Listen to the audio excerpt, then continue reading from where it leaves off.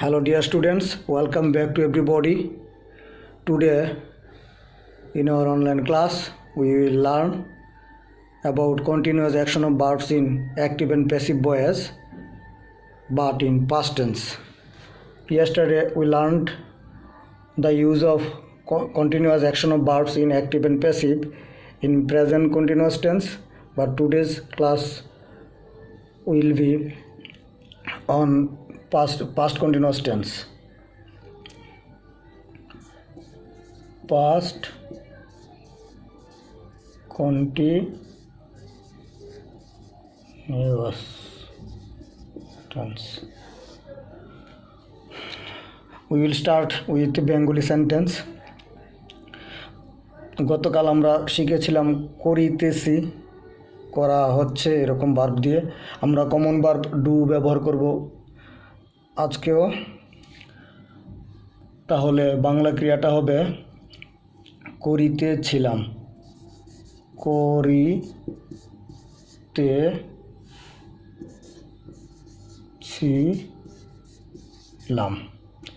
করিতেছিলাম। Auxiliaries হবে was, were plus doing. করিতেছিলাম, was, were plus doing. এটা অ্যাক্টিভ ইউজ। তো প্যাসিভ ভয়েসে এটার বাংলাটা হবে কীরকম, আশা করি তোমরা বিগত ক্লাসগুলোতে সেটা রপ্ত করে নিয়েছ। করিতেছিলাম এটা হবে করা, অন্যের দ্বারা করা হচ্ছিল।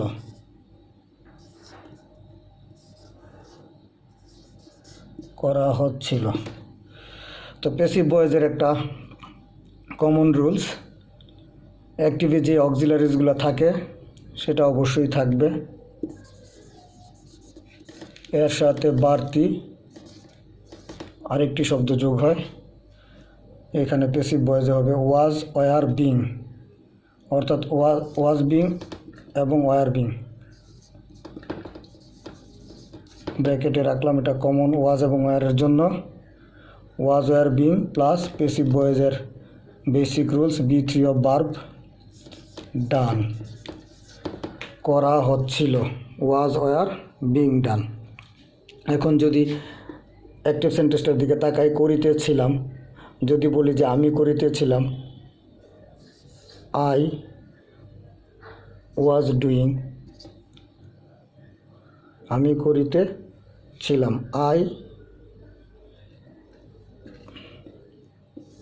I was doing. যদি বলি সে করিতেছিল, তাতেও হবে হি ওয়াজ ডুইং। যদি বলি তারা করিতেছিল, তাহলে হবে দে ওয়ার ডুইং। দে এর সাথে হবে প্লুরাল সাবজেক্টের সাথে ওয়ার হবে, দে ওয়ার ডুইং। এখন প্যাসিভ সেন্সে করা হচ্ছিল, কি করা হচ্ছিল, যা করা হচ্ছিল সেটা প্রথমে বসবে। যেমন একটি কাজ করা হচ্ছিল বা কাজটি করা হচ্ছিল। যদি বলা হয় কাজটি করা হচ্ছিল,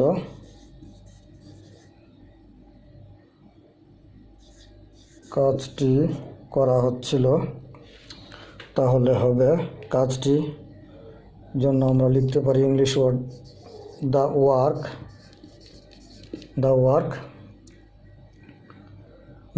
থার্ড পারসন সিঙ্গুলার নাম্বার, এটার সাথে হবে ওয়াজ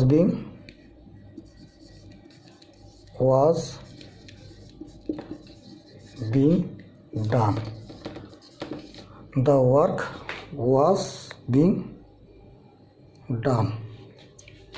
কার দ্বারা করা হচ্ছিল, বাইয়ের পরে সে বসবে। আমার দ্বারা হলে বাই মি, তার দ্বারা হলে বাই হিম। তাদের বা করিম বা রহিম কোনো নাম দ্বারা হলে, যেমন সালাম দ্বারা হচ্ছিল, সালাম। তাহলে the work was being done by me, him, Salam. যদি বলা হয় কাজটি করিম দ্বারা করা হচ্ছিল, দ্য ওয়ার্ক অবজেক্ট, দেখো সাবজেক্টের জায়গায় বসছে দ্য ওয়ার্ক।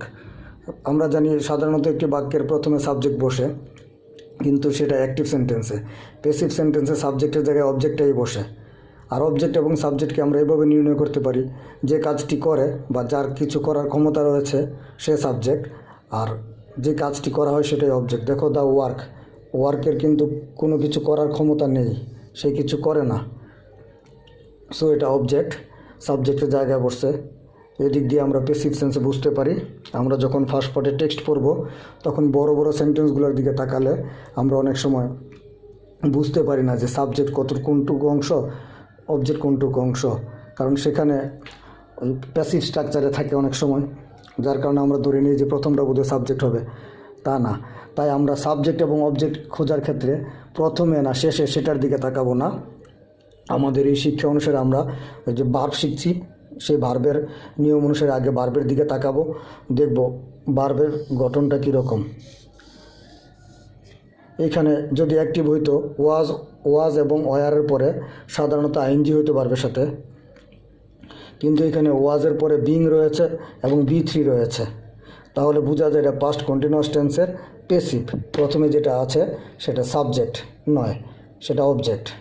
আর যদি বিং না থাকতো, যদি বলা হতো দ্য ওয়ার্ক ওয়াজ ডান, তাহলে ওয়াজের পরে সাধারণত অ্যাক্টিভ আইএনজি হয়, কিন্তু সেটা না হয়ে B3 বসেছে, তাহলে সেটা পাস্ট ইনডিফিনিট টেন্সের প্যাসিভ। অর্থাৎ তখন বাংলাটা হবে কাজটি করা হয়েছিল, কাজটি করা হয়েছিল। ঠিক একইভাবে আমরা ডু ভার্বটাকে কমন ভার্ব হিসেবে নিচ্ছি প্রত্যেকটা ক্লাসেই। আজকেও ডু ভার্বটাকে কমন ভার্ব হিসেবে দেখালাম। এখন তোমরা এরকম অ্যাক্টিভ এবং প্যাসিভের ব্যবহার ডিলিংয়ের মাধ্যমে শিখে নিতে পারো। যেমন যদি বলা হয় করিতেছিলাম, ওয়াজ ওয়ার ডুইং, করিতেছিলাম, করিতেছিলাম, ওয়াজ ওয়ার ডুইং, করা হচ্ছিল, ওয়াজ ওয়ার বিং ডান, করিতেছিলাম, ওয়াজ ওয়ার ডুইং, করিতেছিলাম, ওয়াজ ওয়ার ডুইং, করা হচ্ছিল, ওয়াজ ওয়ার বিং ডান, করা হচ্ছিল, ওয়াজ ওয়ার বিং ডান। এখন তোমরা করা বাংলা শব্দটির পরিবর্তে অন্য ভার্ব ব্যবহার করতে পারো। যেমন খেলিতেছিলাম, তাহলে কি হবে? খেলিতেছিলাম, was were playing. Was were বারবার বলছি কারণ সাবজেক্টের পার্সন এবং নাম্বার অনুসারে ওয়াজ অথবা ওয়ার বসবে। আমরা সাধারণত জানি থার্ড পার্সন সিঙ্গুলার নাম্বারের সাথে ওয়াজ বসে এবং ফার্স্ট পার্সনের সাথে ওয়াজ বসে। প্লুরাল সাবজেক্ট হলে শুধুমাত্র ওয়ার বসবে, প্লুরাল সাবজেক্টের সাথে ওয়ার বসবে। তো আমরা দুইটা দিয়ে ডিলিংটা করব। ওয়াজ ওয়ার প্লেইং, খেলিতেছিলাম, ওয়াজ ওয়ার প্লেইং, খেলিতেছিলাম। একটু তাকাও, বাংলাটা এখানে লিখছি।